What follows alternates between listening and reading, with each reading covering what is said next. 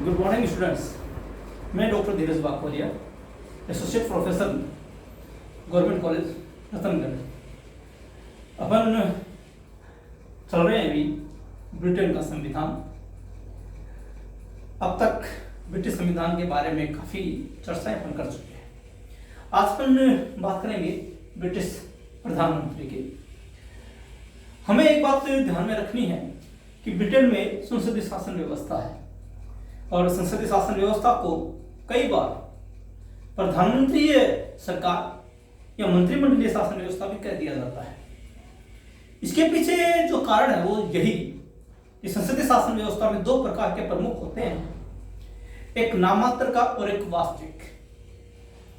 दूसरे शब्दों में हम ये भी कह सकते हैं कि संसदीय शासन व्यवस्था में एक राज्य का मुखिया होता है, एक सरकार का मुखिया होता है, एक को राष्ट्राध्यक्ष कहा जाता है, एक को शासनाध्यक्ष कहा जाता है। जो राष्ट्राध्यक्ष होता है, जो राज्य का मुखिया होता है, जो नाममात्र की कार्यपालिका होती है, उसके नाम से राज्य में सारा का सारा शासन चलाया जाता है, सारी शासन व्यवस्था निर्भर करती है। लेकिन वास्तविकता इसके एकदम विपरीत है। वास्तव में जो शक्तियां नाममात्र के व्यक्ति को सौंपी गई होती है, उन शक्तियों का वास्तविक प्रयोग जो शासनाध्यक्ष होता है, जो सरकार का मुखिया होता है, उसके द्वारा किया जाता है। भारत के परिप्रेक्ष्य में समझे, भारत में राष्ट्राध्यक्ष राष्ट्रपति कहलाता है और शासनाध्यक्ष प्रधानमंत्री। भारतीय संविधान अपनी संपूर्ण शक्तियां जो है, शासन की संपूर्ण शक्तियां, वो राष्ट्रपति को सौंपता है। चाहे व्यवस्थापिका, कार्यपालिका, न्यायपालिका कोई भी कार्य करती है, या हम केवल कार्यपालिका को ही समझे, कार्यपालिका के नाम से जितने भी कार्य हमारे संविधान में गिनाए गए हैं राष्ट्रपति के नाम पर, लेकिन वास्तव में इसका प्रयोग प्रधानमंत्री और उसके जो सहयोगी होते हैं, जिसे मंत्रिमंडल कहा जाता है, उनके द्वारा संपादित किया जाता है। इंग्लैंड के बारे में, ब्रिटेन के बारे में ये कहावत भी है कि ब्रिटिश प्रधानमंत्री मेहराब रूपी पत्थर की आधारशिला है। इसका मतलब अगर हम इस संसदीय शासन व्यवस्था के भवन की बात करें तो उसकी जो नींव है, जो मुख्य प्रस्तर है, वो वास्तव में प्रधानमंत्री ही होता है। सारी की सारी शक्तियां जो ब्रिटिश सम्राट के नाम से गिनाई गई है या ब्रिटिश सम्राट के पास है, उन शक्तियों का वास्तविक प्रयोग करता ब्रिटिश प्रधानमंत्री ही है। ब्रिटिश प्रधानमंत्री के बिना ब्रिटेन में ब्रिटिश की शासन व्यवस्था में पत्ता तक नहीं हिलता। अगर हम विश्व में कहीं पर भी संसदीय शासन व्यवस्था की बात करें तो ब्रिटेन विश्व की संसदीय शासन व्यवस्था की जननी है, क्योंकि विश्व में सबसे पहले यही संसदीय शासन व्यवस्था का विकास हुआ। विकास कह रहा हूं, निर्माण नहीं। हमने तो निर्माण किया है एक संविधान के मार्फत, जो लिखा गया था संविधान सभा के द्वारा। लेकिन ब्रिटेन में संविधान लिखित रूप में नहीं मिलता। आज हम जो भी सारी व्यवस्थाएं देख रहे हैं ब्रिटिश शासन व्यवस्था के परिप्रेक्ष्य में, चाहे वो ब्रिटिश प्रधानमंत्री हो, चाहे ब्रिटेन की मंत्रिमंडल हो, चाहे वो संसद के दोनों सदन हो, दोनों सदनों के संबंध हो, सम्राट की आज की स्थिति हो, सब कुछ समय के साथ विकसित हुई है, निर्मित नहीं। इसलिए ब्रिटेन ने अपने यहां पर एक इस प्रकार की संसदीय शासन व्यवस्था का निर्माण किया, विकास किया है, जो विश्व के लिए अग्रगामी बनी और विश्व के देशों ने उस चीज को अपनाया। हम इसी बात को ध्यान में रखते हुए ब्रिटिश संसदीय शासन व्यवस्था की जो चीजें हैं उनका अध्ययन करेंगे। ब्रिटिश संसदीय शासन व्यवस्था में जो संपूर्ण भार संभाले हुए जो व्यक्ति है, वो व्यक्ति ब्रिटिश प्रधानमंत्री है। सारी शासन व्यवस्था इसके इर्द गिर्द घूमती है। जैसे भूगोल में जो महत्व सूर्य का होता है और उसके इर्द गिर्द संपूर्ण ग्रह, उपग्रह, क्षुद्र ग्रह चक्कर लगाते हैं, ठीक वो की वो स्थिति ब्रिटिश शासन व्यवस्था में ब्रिटिश प्रधानमंत्री की होती है।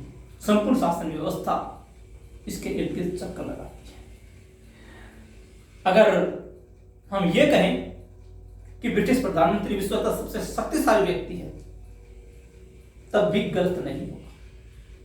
अगर हम ब्रिटिश प्रधानमंत्री की अमेरिकी राष्ट्रपति से भी तुलना करें, तभी शक्तियों के मामले में ब्रिटिश प्रधानमंत्री अमेरिकी राष्ट्रपति से 2 कदम आगे ही रहेगा, पीछे नहीं। इससे से आप समझ सकते हैं कि ब्रिटिश प्रधानमंत्री की वास्तविक स्थिति ब्रिटेन में कैसी है। खैर चलिए अपन शुरुआत करते हैं ब्रिटिश प्रधानमंत्री। सबसे पहली बात अपन ये बात कर चुके हैं कि ब्रिटेन का संविधान लिखित रूप में नहीं मिलता है, समय के साथ ये सब चीजें विकसित हुई। तो ब्रिटिश प्रधानमंत्री का पद भी विकास का परिणाम है। हम पहले जो मंत्रिमंडल हुआ करती थी, मंत्रिमंडल की अध्यक्षता सम्राट के द्वारा की जाती थी, लेकिन एक समय ऐसा आया, राजा जॉर्ज प्रथम जब थे, उनको अंग्रेजी नहीं आती थी और अंग्रेजी नहीं आने के कारण से उन्होंने ब्रिटिश मंत्रिमंडल की अध्यक्षता करना बंद कर दिया और उनके स्थान पर उन्होंने एक व्यक्ति की नियुक्ति की। वो प्रथम व्यक्ति था रॉबर्ट वालपोल और कालांतर में यही व्यक्ति ब्रिटिश मंत्रिमंडल की बैठकों की अध्यक्षता करने लगा और इसी के साथ उदय हुआ प्रधानमंत्री के पद का। यानी कि जो मंत्रिमंडल था, उन मंत्रियों में जो सर्वोच्च था, जिसने मंत्रिमंडल की बैठकों की अध्यक्षता करनी प्रारंभ कर दी, सम्राट के स्थान पर आगे यही परंपरा बन गई और वो व्यक्ति, वो पदाधिकारी आखिर कह रहा है प्रधानमंत्री, और आज तक वही व्यवस्था चली आ रही है। इसी से आप अंदाजा लगा सकते हैं कि ब्रिटिश शासन व्यवस्था में सब चीजें संयोग के साथ विकसित हुई है, कभी किसी ने इसका सोच समझकर निर्माण नहीं किया। इसलिए ब्रिटिश प्रधानमंत्री का पद भी विकास का परिणाम है। अचानक इसका उदय उन परिस्थितियों के कारण से हुआ जो परिस्थितियां राजा के सामने प्रकट हो गई थी। राजा को अंग्रेजी नहीं आती थी, परिणाम हुआ कि उसने बैठक करनी बंद कर दी और उसके साथ एक अपना प्रतिनिधि नियुक्त कर दिया और वही व्यक्ति आगे जाकर प्रधानमंत्री कहलाया। और आज भी यही परंपरा है कि मंत्रिमंडल के मुखिया, कॉमन सभा के नेता, या हम यूं कहीं दूसरे शब्दों में प्रधानमंत्री की नियुक्ति सम्राट करता है और सम्राट के प्रधानमंत्री जो सम्राट के कार्य हैं, उन कार्यों को आगे बढ़ाता है या उन कार्यों को संपादित करता है। तो ये था प्रधानमंत्री पद का अचानक और संयोग के कारण से जन्म होना। तो प्रधानमंत्री के पद का वहां पर विकास हुआ है। ये जो प्रधानमंत्री है, ये एक ऐसा व्यक्ति है जो संपूर्ण व्यवस्था पर, संपूर्ण शासन व्यवस्था पर छाया हुआ रहता है। हम इसकी कुछ शक्तियों की बात करते हैं कि प्रधानमंत्री के पास, ब्रिटिश प्रधानमंत्री के पास कौन कौन सी शक्तियां और कौन कौन से कार्य संपादित करता है। सबसे पहला कार्यकारिणी शक्तियां, इससे पहले अपन क्राउन कर चुके हैं। क्राउन में हमने जो शक्तियां क्राउन की गिनी थी, वही शक्तियां प्रधानमंत्री की, क्योंकि क्राउन उनका वास्तविक रूप में प्रयोग नहीं करता, उनका प्रयोग इस व्यक्ति यानी प्रधानमंत्री के द्वारा किया जाता है। पहला है कार्यकारिणी शक्ति, यानी जिन व्यक्तियों की नियुक्तियां सम्राट के द्वारा की जाती है, चाहे वो किसी भी प्रकार का पदाधिकारी हो, वास्तव में उसके पीछे शक्ति रहती है प्रधानमंत्री।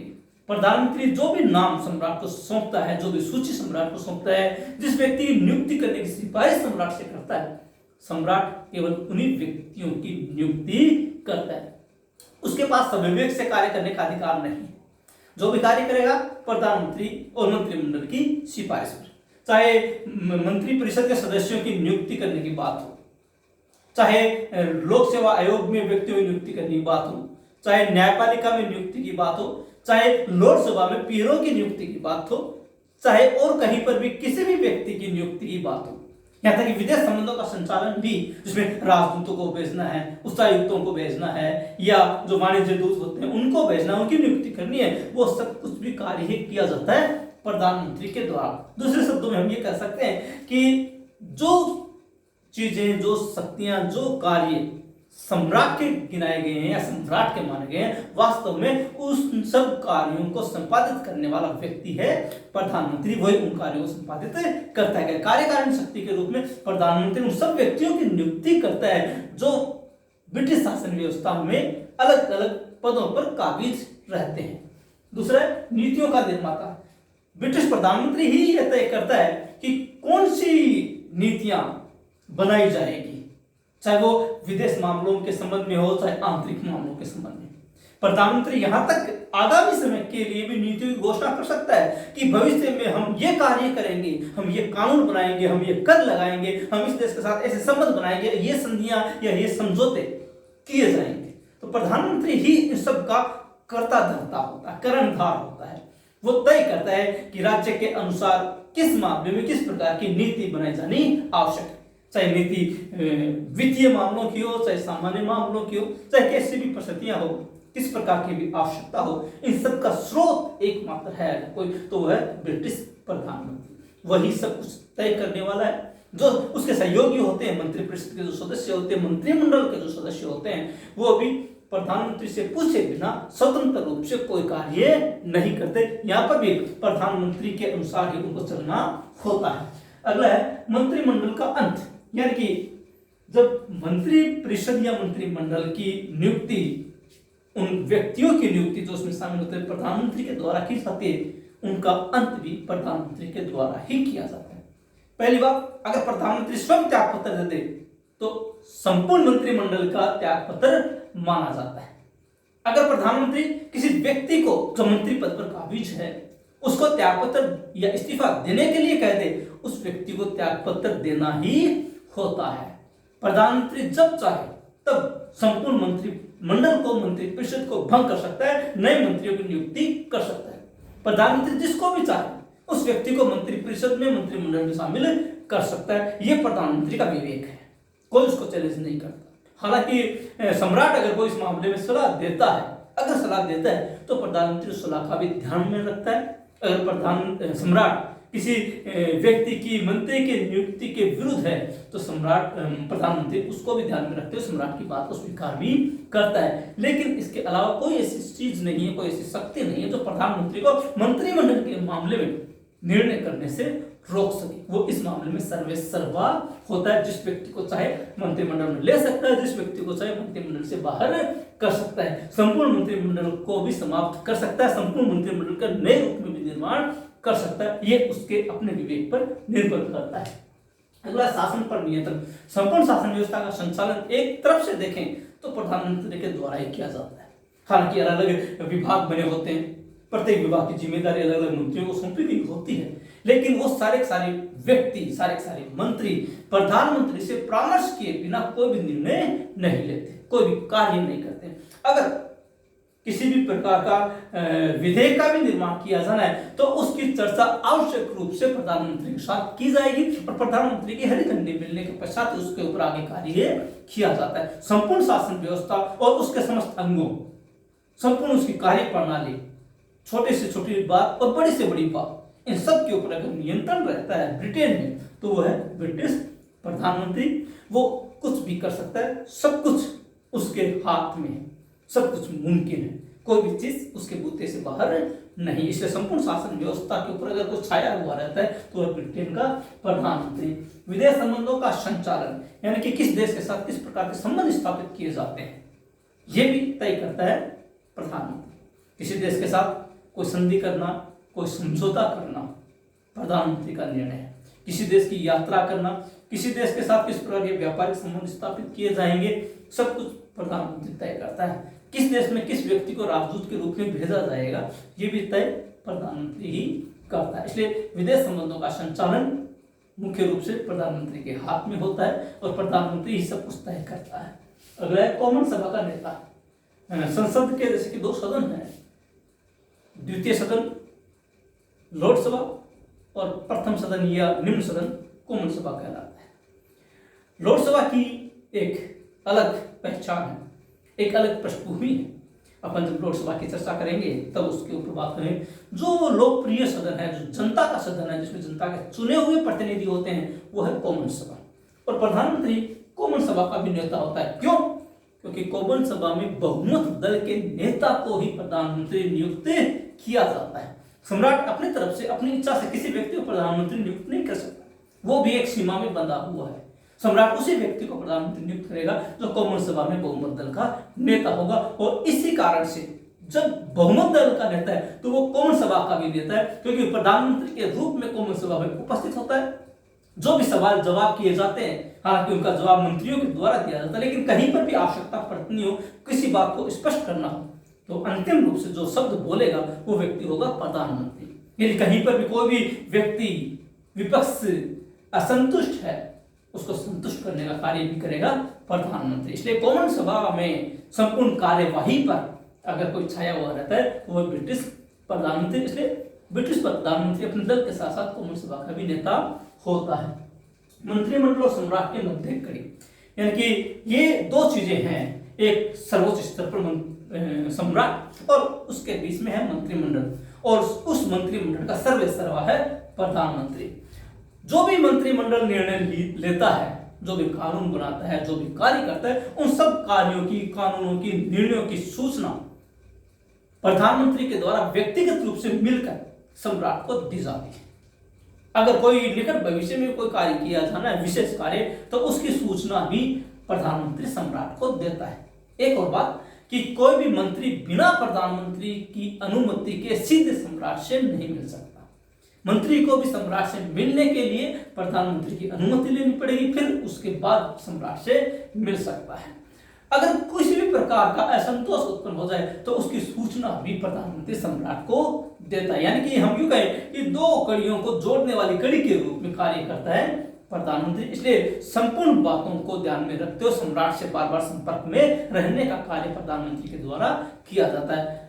प्रति सप्ताह एक बार आवश्यक रूप से प्रधानमंत्री सम्राट से मिलता है और उस सप्ताह किए गए कार्यों की या जो भी बातें आती है राजनीतिक परिप्रेक्ष्य में, उन सब की सूचना प्रधानमंत्री के द्वारा सम्राट को प्रदान की जाती है।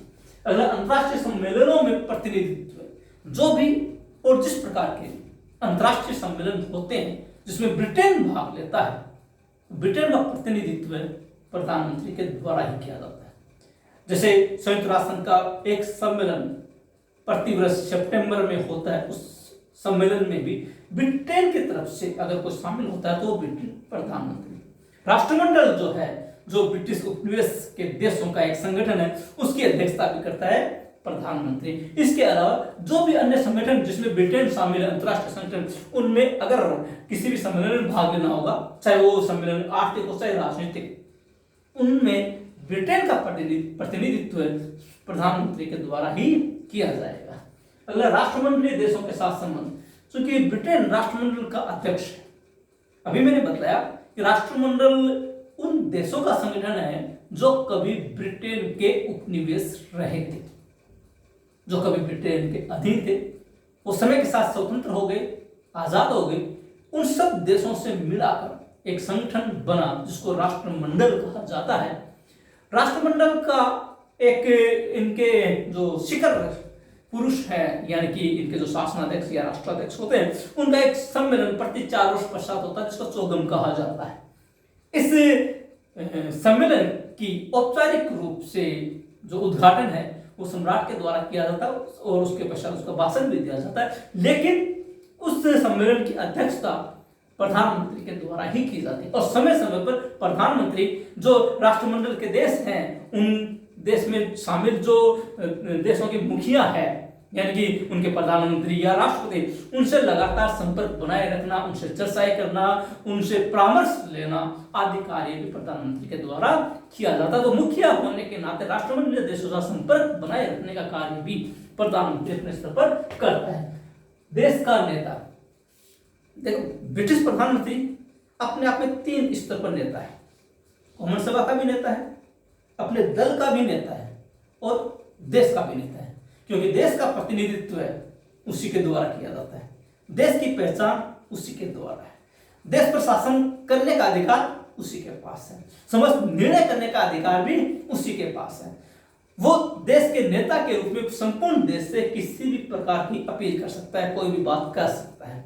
अपनी बात कहने के लिए, कोई स्पष्टीकरण देने के लिए वो स्वयं जनता के सामने उपस्थित होता है, अपनी बात रखता है। मुख्य जो भाषण होते हैं उनके द्वारा, कौमन सभा में जो सत्र चल रहा होता है उनके द्वारा वो देश को संबोधित भी करता है। और संकट की घड़ी में इस प्रकार का संबोधन जनता का मनोबल बनाए रखने के साथ साथ प्रधानमंत्री को जनता का समर्थन प्राप्त करने का सर्वोत्तम स्रोत भी होता है।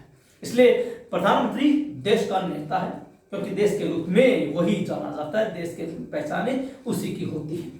अगला है संरक्षण और उपाधियां संबंधी शक्तियां, यानी कि जिन व्यक्तियों की नियुक्ति सम्राट के द्वारा की जाती है वास्तव में, और व्यक्तियों की नियुक्ति प्रधानमंत्री के द्वारा की जाती है। और जो नियुक्तियां प्रधानमंत्री करता है उन सबको सुरक्षा प्रदान करने का, संरक्षण प्रदान करने का कार्य प्रधानमंत्री के द्वारा किया जाता है। वो उनको सुरक्षा भी देता है, साथ ही साथ जो सम्मान सूचक उपाधियां वितरित की जाती है सम्राट के द्वारा, उन सब का निर्णय प्रधानमंत्री करता है और उन सबको सम्राट के माध्यम से प्रदान भी करवाता है। तो सम्मान सूचक जो भी उपाधियां होती है उनका वितरण करना और जिन व्यक्तियों की नियुक्तियां की गई है उनको सुरक्षा प्रदान करने का कार्य प्रधानमंत्री के द्वारा किया जाता है। आपातकालीन अधिकार, ये सबसे महत्वपूर्ण है।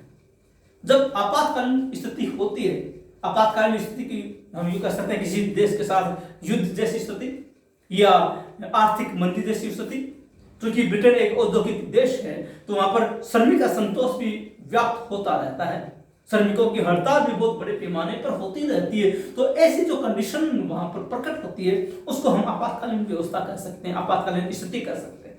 और ऐसी स्थिति में ब्रिटिश प्रधानमंत्री के पास बहुत व्यापक शक्तियां आ जाती हैं।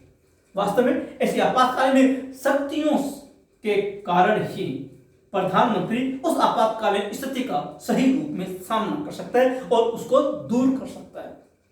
भारतीय संविधान में तो अलग से आपातकालीन शक्तियां गिनाई गई है, लेकिन ब्रिटेन में चूंकि संविधान लिखित नहीं है, इसलिए जब भी ऐसी कोई भी आपातकालीन परिस्थिति आती है तो अपने आप प्रधानमंत्री के पास इतनी व्यापक शक्तियां आ जाती है कि वो उस समय कोई भी निर्णय करे। सरकार, संसद और जनता प्रधानमंत्री के साथ होती है। जैसे प्रथम विश्व युद्ध आया, प्रथम विश्व युद्ध के पश्चात आर्थिक मंदी आई, फिर द्वितीय विश्व युद्ध आया, शीत युद्ध जैसी राजनीति चली अंतरराष्ट्रीय जगत में, तो इन सब जो संकटकालीन परिस्थितियां थी वहां पर ब्रिटिश प्रधानमंत्री ने मजबूती के साथ इन संकटों का सामना किया। क्यों? क्योंकि उसके पास विशेष अधिकार आपातकालीन अधिकार के रूप में शामिल रहे हैं। अगला है कॉमन सभा को भंग करना। क्योंकि हम संसद के दो सदन देखते हैं, एक लोकसभा है, एक कॉमन सभा है। लोकसभा कभी भंग नहीं होती, ये हमेशा याद रखिएगा। जो द्वितीय सदन है कॉमन लोकसभा, वो कभी भंग नहीं होता। भारत में जो द्वितीय सदन है राज्यसभा, वो कभी भंग नहीं होता, हमेशा अपनी यथास्थिति में रहता है। लेकिन जो लोकप्रिय सदन है यानी कि कॉमन सभा, जिसमें जनता के चुने हुए प्रतिनिधि शामिल होते हैं, उस सदन को भंग करने का अधिकार प्रधानमंत्री के पास है। प्रधानमंत्री जब भी सम्राट से कॉमन सभा को भंग करने की सिफारिश करता है, सम्राट को उसे स्वीकार करके कॉमन सभा को भंग करना ही पड़ेगा। कॉमन सभा भंग होने के उपरांत सम्राट नए चुनावों की घोषणा भी कर सकता है और जो द्वितीय सबसे बड़ा दल है उसके नेता को प्रधानमंत्री नियुक्त करके बहुमत साबित करने के लिए भी कह सकता है। खैर जो भी पोजीशन हो, लेकिन एक बार कॉमन सभा को भंग करने का अधिकार प्रधानमंत्री के हाथ में सुरक्षित है। और अगला है दल का नेता। अभी मैंने कहा था कि प्रधानमंत्री एक साथ तीन चीज का नेता है, देश का भी नेता है, कॉमन सभा का भी नेता है और अपने दल का नेता है। दल का नेता होने के कारण ही उसको प्रधानमंत्री पद मिलता है। अगर वो दल का नेता नहीं होता, दल उसको अपने नेता के रूप में नहीं चुनता, तो प्रधानमंत्री नहीं होता। क्योंकि ये भी एक नियम है, एक अभिसमय है कि सम्राट उसी व्यक्ति को प्रधानमंत्री नियुक्त करता है जो कॉमन सभा में बहुमत दल का नेता होता है। इसलिए बहुमत दल का नेता होने के कारण से ही वो प्रधानमंत्री बनता है, इसलिए वो दल का भी नेता है। और दल के मामले में जो भी निर्णय किए जाने हैं, दल की जो कार्य प्रणाली रहती है, चुनाव के समय दल की जो नीति रहती है, इस सब को तय करने का अधिकार भी प्रधानमंत्री का ही होता है। तो यह है प्रधानमंत्री की शक्तियां, बहुत व्यापक शक्तियां हैं। ब्रिटिश प्रधानमंत्री के पास इतनी शक्तियां हैं कि कई बार प्रधानमंत्री को तानाशाह तक कह दिया जाता है। हालांकि प्रधानमंत्री तानाशाह नहीं है, लेकिन फिर भी इन शक्तियों को देखकर ऐसा आभास होता है कि वास्तव में क्या प्रधानमंत्री इन शक्तियों के आधार पर तानाशाह बन सकता है। अभी मैंने अमेरिकी राष्ट्रपति के साथ ब्रिटिश प्रधानमंत्री की तुलना की थी। मैंने आपको यह बताया था कि वो अमेरिकी राष्ट्रपति से 2 कदम आगे ही निकलेगा। वास्तव में अमेरिकी राष्ट्रपति की शक्तियों पर कई सीमाएं हैं। सबसे बड़ी सीमा तो सीनेट की है, जो द्वितीय सदन है। राष्ट्रपति कोई भी कार्य करना चाहे तो सीनेट की अनुमति लेनी होती है। और एक दूसरी जो शक्ति उसको नियंत्रित करती है वो है न्यायपालिका।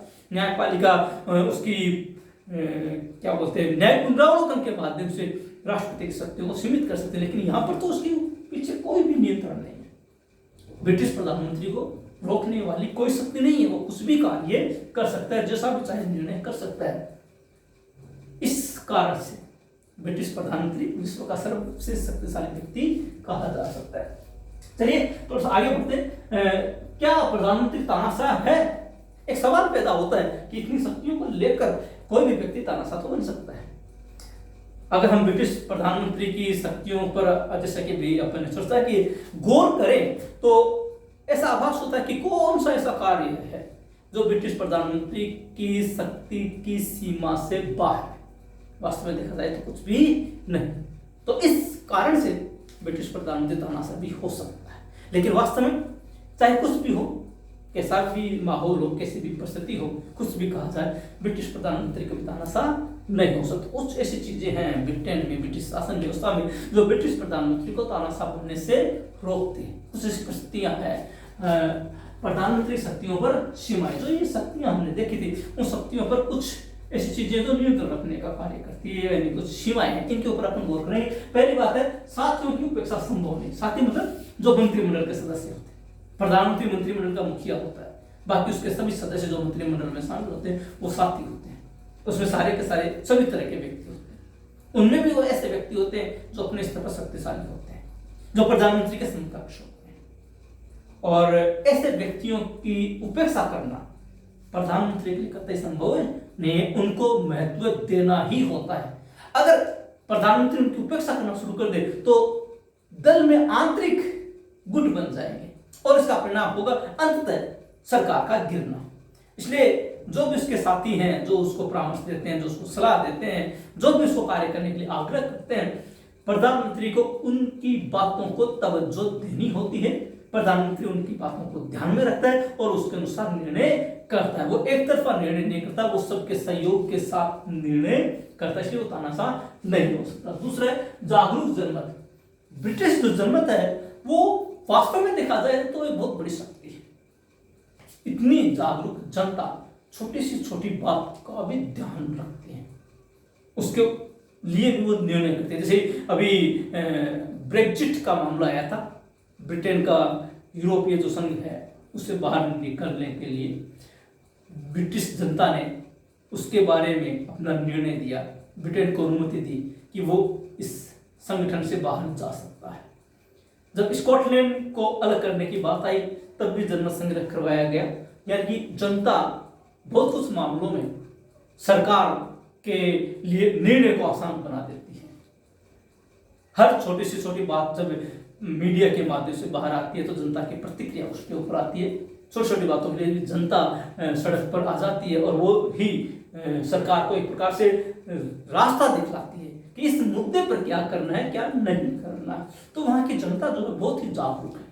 अगर कोई बहुत बड़ी बात हो और कोई बहुत छोटी बात हो तब भी जनता अपना मत प्रकट करती है, और प्रधानमंत्री के लिए ये मुमकिन नहीं है कि वो जनता के मत की अवहेलना कर सके। प्रधानमंत्री को जनता की राय को तवज्जो देनी पड़ती है, उसके अनुसार उसको निर्णय करना पड़ता है। अगर जनता किसी चीज के विरुद्ध है तो प्रधानमंत्री चाह कर वो कार्य नहीं कर सकता। इसलिए प्राय ऐसा भी देखा गया है कि जब ब्रिटिश प्रधानमंत्री को किसी विरोध का सामना करना पड़ता है तो अंततः वो जनता के सामने जाता है, जनता से आग्रह करता है, जनता के सामने अपनी बात को रखता है, जनता से अपने पक्ष में या इस मत पर, इस मुद्दे पर निर्णय की मांग करता है कि वो बताए कि हमें ये करना चाहिए या नहीं करना चाहिए। तो वहां की जागरूक जनता प्रधानमंत्री को एक प्रकार से परामर्श देने का कार्य भी करते हैं। इसलिए वहां की जनता इतनी जागरूक है कि कोई भी व्यक्ति जो प्रधानमंत्री के पद पर है चाहकर भी तानाशाह नहीं बन सकता। अगला नियंत्रण संतुलन की व्यवस्था। वहां पर इस प्रकार की व्यवस्था स्थापित की गई है, इस प्रकार की व्यवस्था बन गई है कि जो एक दूसरे पर नियंत्रण रखने का कार्य भी करते हैं। सबसे बड़ा जो नियंत्रण है वो विपक्षी दल का होता है। विपक्ष इतना मजबूत है, वहां पर विपक्ष के द्वारा छाया मंत्रिमंडल का गठन किया जाता है और छोटी से छोटी बात है, छोटी से छोटी कमजोरी भी सरकार के लिए मुसीबत बन सकती है, वो कठोर रूप में नियंत्रण स्थापित करते हैं। फिर जनता का नियंत्रण है। जनता इतनी जागरूक है कि वो समय समय पर स्वयं अपने निर्णय के माध्यम से, अपने मत के माध्यम से सरकार के कार्यों पर अपने मुहर भी लगाती है और उसकी आलोचना भी करती है। जो भी जैसी भी परिस्थिति है जनता उसको प्रकट करती है। और एक और नियंत्रण है जो सबसे बड़ा है, सबसे भारी है, वो है सम्राट। सम्राट की सलाह, सम्राट का परामर्श ना तो प्रधानमंत्री उसकी अवहेलना कर सकता है ना मंत्रिमंडल। जो भी सम्राट को अपने अनुभव के आधार पर बात करते हैं, कहते हैं, उनको ध्यान में रखना पड़ता है और उसको अनुशासन करना पड़ता है। तो समय के साथ ब्रिटिश शासन व्यवस्था में इस प्रकार की कुछ व्यवस्थाएं स्थापित हो गई जो एक दूसरे पर नियंत्रण और संतुलन बनाए रखने का कार्य करती है। अगला है व्यक्तित्व व राजनीतिक स्थिति।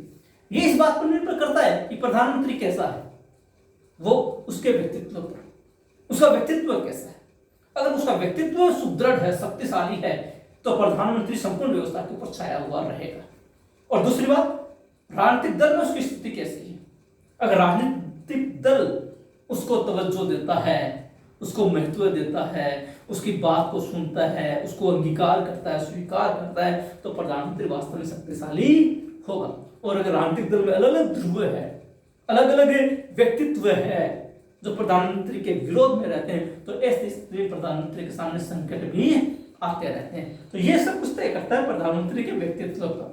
व्यक्तित्व अगर उसका सुदृढ़ है, शक्तिशाली है, तो कोई भी शक्ति उसको चुनौती देने की स्थिति में नहीं होती। ब्रिटेन में से बहुत से व्यक्ति आए हैं जो अपने व्यक्तित्व के कारण से उन्होंने संपूर्ण शासन व्यवस्था पर छाए हुए रहने का कार्य किया। जैसे कि प्रधानमंत्री चर्चिल है, प्रधानमंत्री डिज़रेली है, ये ऐसे व्यक्तित्व रहे हैं जिन्होंने अपने व्यक्तित्व के आधार पर ब्रिटेन को एक अलग पहचान दी। जबकि प्रधानमंत्री इटली जैसे व्यक्ति भी आए हैं जिनका कोई व्यक्तित्व नहीं था, जिनकी कोई अपने पर तक पहचान नहीं थी और जिनको उनका राजनीतिक दल ही महत्व नहीं देता था। तो ये सब कुछ प्रधानमंत्री की स्थिति तय होती है उसके स्वयं के व्यक्तित्व पर और उसके स्वयं के राजनीतिक दल में उसकी स्थिति पर। यदि ये दोनों उसके अनुकूल है तो वो शक्तिशाली होगा और वो कुछ भी कर सकता है, और अगर नहीं है तो उसको कंट्रोल में रहना पड़ेगा। ये चीजें उसको नियंत्रित रखने का कार्य करती है। चुनाव, एक जो भय प्रधानमंत्री को छाया हुआ रहता है या परेशान करता है तो वह चुनाव, क्योंकि अंततः उसको चुनाव के माध्यम से जनता के सामने जाना ही पड़ता है और चुनाव में प्रत्येक प्रधानमंत्री को पराजित होने का डर सताता रहता है। इसलिए वो कोई भी ऐसा कार्य नहीं कर सकता जो उसको तानाशाह के रूप में स्थापित करे। चुनाव प्रधानमंत्री शक्ति को रोकते हैं क्योंकि उसको डर रहता है कि उसकी नीतियों के कारण से कहीं उसकी पार्टी को हार का सामना करना ना पड़े।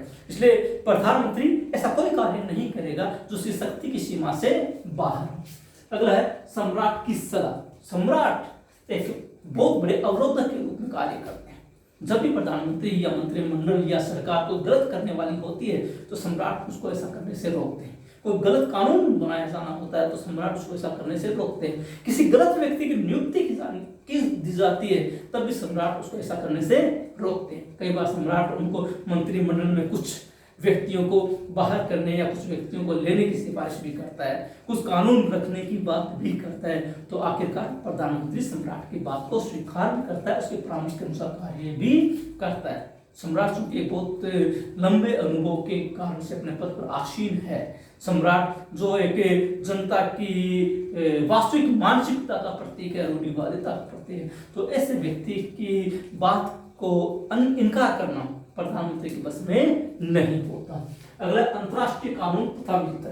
ये जो अंतर्राष्ट्रीय परिवेश है ये भी प्रधानमंत्री को तानाशाह बनने से रोकते हैं, उसकी शक्ति पर सीमाएं लगा रहे। एक छोटा सा उदाहरण देखिए अपन। द्वितीय विश्व युद्ध के दौरान उसकी भारत उस समय ब्रिटेन का उपनिवेश था, तो ब्रिटेन के ऊपर मित्र राष्ट्रों का इतना दबाव पड़ा कि भारत को स्वतंत्र कर दिया जाए। आखिर इसी द्वितीय विश्व युद्ध के दौरान ही भारत को स्वतंत्र करने की प्रक्रिया प्रारंभ हो गई थी। यहाँ पर कई मिशन भेजे गए थे और अंततः यहाँ पर संविधान सभा का गठन कर चुनाव की व्यवस्था भी हुई थी। तो ये सब कुछ जो चीजें आई तो ये मित्र राष्ट्रों के दबाव के कारण से, अंतर्राष्ट्रीय दबाव के कारण से, इसलिए कई ऐसी चीजें होती है जो अंतर्राष्ट्रीय परिवेश में ब्रिटिश प्रधानमंत्री के ऊपर एक दबाव का कार्य करती है। मित्र राष्ट्र जो उसके हैं, विशेष रूप से अमेरिका है, फ्रांस है, ये भी ब्रिटेन को काफी हद तक प्रभावित करते हैं, वो उनकी नीतियों से प्रभावित होकर कार्य करता। तो ये ऐसी चीजें हैं जो ब्रिटिश प्रधानमंत्री को गलत कार्य करने से रोकती है। ये वो बिंदु है जो प्रधानमंत्री की शक्तियों पर कुछ अंकुश लगाते हैं और प्रधानमंत्री चाहकर भी तानाशाह नहीं बन सकता। अंतिम बात करेंगे प्रधानमंत्री की वास्तविक स्थिति। एक तरफ देखा जाए प्रधानमंत्री अपार शक्तियों का मालिक है, दूसरी तरफ देखा जाए तो प्रधानमंत्री की इन शक्तियों पर बहुत सारी सीमाएं भी हैं। तो वास्तविक शक्ति क्या है? क्या वो वास्तव में इतना शक्तिशाली है या क्या वो वास्तव में इतना बंधा हुआ है? ये सब चीजें जो उसकी वास्तविक पोजीशन है वो कुछ चीजों पर निर्भर करती है। दो तीन चीजें हैं जो प्रधानमंत्री की स्थिति बतलाती है कि वास्तव में वो है क्या। सबसे बड़ी चीज है प्रधानमंत्री का व्यक्तित्व है। तय ये किया जाता है, ये बात तय करती है कि प्रधानमंत्री का व्यक्तित्व कैसा है। जैसे अपन भारत की बात करें, भारत में जवाहरलाल नेहरू, लाल बहादुर शास्त्री, इंदिरा गांधी जैसे सशक्त व्यक्तित्व आए, तो एक तरफ इंद्र कुमार गुजराल, वीपी सिंह, एच.डी. देवगौड़ा, चंद्रशेखर जैसे व्यक्तित्व भी हैं। दोनों में अंतर स्पष्ट रूप से किया जा सकता है। एक तरफ इनका व्यक्तित्व और एक तरफ उनका व्यक्तित्व। एक तरफ ऐसा व्यक्तित्व है जो संपूर्ण व्यवस्था पर छाया हुआ रहता है, और एक तरफ ऐसा व्यक्तित्व है जो व्यवस्था से घबराया हुआ रहता है। इसलिए तय ये उसका व्यक्तित्व करता है कि वो सरकार में, दल में, मंत्रिमंडल में और संपूर्ण शासन व्यवस्था में अपनी स्थिति को किस प्रकार से रख सकता है, किस प्रकार से पकड़ बना सकता है। अगर मजबूत व्यक्तित्व है, सुदृढ़ व्यक्तित्व है, प्रभावशाली व्यक्तित्व है, तो निश्चित रूप से प्रधानमंत्री संपूर्ण व्यवस्था पर छाया हुआ रहता है। अगर दल में उसकी स्थिति मजबूत है, कांग्रेस सभा में उसके दल को पूर्ण बहुमत प्राप्त है, तो प्रधानमंत्री कुछ भी कर सकता है, कोई भी चीज उसके बुद्धि से बाहर नहीं है। वास्तव में यहीं पर संसदीय प्रभुता प्रकट होती है कि प्रधानमंत्री व्यक्तित्व शक्तिशाली है, तो यहाँ पर उसकी संप्रभुता चलेगी। किसकी? प्रधानमंत्री। कहने के लिए संसद की होगी, लेकिन वास्तव में वहां पर कार्य करने वाली शक्ति जो है वो है प्रधानमंत्री। अगर उसका व्यक्तित्व सुधर नहीं है, वो भी अपने दल का, कांग्रेस सभा का खिलौना भी बनकर रह सकता है। इसलिए सब कुछ तय करने वाली चीज है तो है उसका व्यक्तित्व। अगर उसका व्यक्तित्व सुदृढ़ है तो वो व्यक्ति भी सुदृढ़ होगा और सशक्त प्रधानमंत्री के रूप में उभरेगा और कोई भी निर्णय कर सकता है। दूसरी चीज है कांग्रेस सभा में उसके दल में उसकी स्थिति, यानी कांग्रेस सभा में अगर उसके दल को पूर्ण बहुमत प्राप्त है और उसका दल उसको वास्तव में अपना नेता मानता है, तब उसको रोकने वाला कोई नहीं है। क्योंकि कांग्रेस सभा में वही होगा जो प्रधानमंत्री चाहेगा, क्योंकि वो कांग्रेस सभा का नेता है, बहुमत दल का नेता है। और यदि उसका दल उसको वास्तव में अपना नेता बनता है तो वो अपने दल पर भी छाया हुआ रहेगा, पूरे मंत्रिमंडल पर भी छाया हुआ रहेगा, पूरे सरकार पर भी छाया हुआ रहेगा। इसलिए ये चीज तय करते हैं कि वास्तव में कांग्रेस सभा में क्या उसके दल को बहुमत प्राप्त है, और जो उसका दल है क्या उसको उसने यानी कि दल ने प्रधानमंत्री को वास्तव में अपने नेता के रूप में वास्तविक रूप में स्वीकार किया है। अगर ये चीजें उसके पक्ष में, वो शक्तिशाली व्यक्तित्व के रूप में उभरेगा, और ये चीजें अगर उसके विरोध में, तो वो चाहे कुछ भी हो, कोई भी व्यक्ति हो, शक्तिशाली प्रधानमंत्री नहीं बन सकता। और तीसरा और महत्वपूर्ण तत्कालीन परिस्थितियां कैसी है। आपातकालीन परिस्थितियां हो तो वहां पर शक्तिशाली व्यक्ति भी कमजोर पड़ने लगता है, और अगर परिस्थितियां एकदम सामान्य हो तो कमजोर व्यक्ति भी आसानी से काम चला लेता है। लेकिन परिस्थितियों पर निर्भर करता है। कई व्यक्ति आपातकालीन परिस्थितियों में सशक्त होकर उभरते हैं और सामान्य परिस्थितियों में फिसड्डी भी साबित हो जाते हैं। तो ये परिस्थितियों पर निर्भर करता है कि उनको हैंडल किस प्रकार से कर पाता है, उनका मुकाबला किस प्रकार से कर पाता है, उनका समाधान किस प्रकार से कर पाता है, और अपने आप को अड़िग रूप में स्थापित किस प्रकार से कर पाता है। उन परिस्थितियों के अनुसार उसकी स्थिति तय होती है। कई बार आपातकालीन परिस्थितियों में बहुत ही शानदार तरीके से प्रधानमंत्रियों ने अंजाम भी दिया है। ब्रिटेन इसका उदाहरण भी है। तो ये वो चीजें हैं जो प्रधानमंत्री की वास्तविक स्थिति को प्रकट करती है।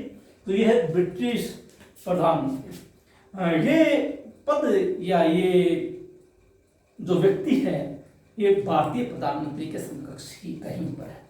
हालांकि हमने जो संसदीय शासन व्यवस्था ब्रिटेन से ली है, लेकिन भारत की और ब्रिटिश की शासन व्यवस्था में कुछ मायनों में कुछ डिफरेंस, कुछ अंतर हमें देखने को मिलते हैं। खैर, आज ब्रिटिश प्रधानमंत्री पूर्ण होता है। अगले वीडियो में हम अगले चैप्टर में बात करेंगे। एक बात पुनः मैं दोहरा देता हूं, अगर अब तक आपने चैनल को सब्सक्राइब नहीं किया है तो कृपया इसे सब्सक्राइब कर लें, ताकि आने वाले चैप्टर आपको मिलते रहें, उनके नोटिफिकेशन आपको मिलते रहें। ये वीडियो अपने साथियों के बीच में शेयर भी करें, उसको लाइक भी करेंगे, और कहीं पर कोई समस्या आती है तो कमेंट बॉक्स में जाकर लिखें, ताकि आपकी समस्या का समाधान किया जा सके। अगली क्लास में फिर से मिलेंगे, तब तक के लिए धन्यवाद।